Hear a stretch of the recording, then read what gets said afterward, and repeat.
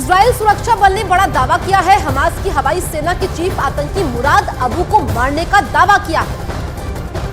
तो ये बड़ी खबर इस वक्त की आपको बता रहे हैं। इजराइल के सुरक्षा बलों की तरफ से बड़ा दावा किया गया है। उन्होंने बोला है कि हमास के बड़े आतंकी का उन्होंने खात्मा कर दिया है और आतंकी का नाम बताया है मुराद अबू, जो कि हवाई सेना का चीफ है हमास के।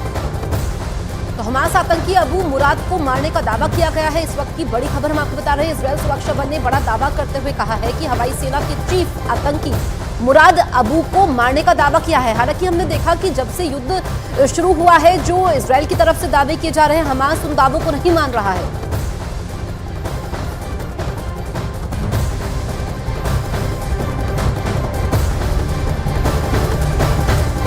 और वही इजराइल का सबसे विकसित शहर है तेल अवीव, लेकिन युद्ध ने तेल अवीव की नाइट लाइफ को ठहरा दिया है।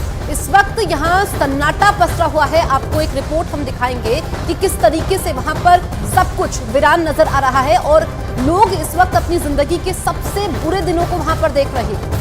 तो तेल अवीव शहर की ये तस्वीरें आपके सामने, चारों तरफ सिर्फ और सिर्फ मलबा आपको दिखाई देगा, धुआं उठता हुआ यहाँ पर दिखाई देगा। हमास की तरफ से जो हमले किए गए, उसके बाद तेल अवीव पूरी तरह से वीरान दिखाई दे रहा है। यहाँ चारों तरफ सिर्फ युद्ध की विभत्स तस्वीरें सामने आ रही हैं और ज्यादातर लोगों को तेल अवीव छोड़कर जाने के लिए कह दिया गया था, लेकिन अचानक जब हमले हुए थे तो उसके बाद जो तस्वीरें सामने आई वो आप देख पा रहे हैं। तो हमास ने इजराइल को ऐसे जख्म दिए हैं जिसकी उसने कभी कल्पना भी नहीं की थी।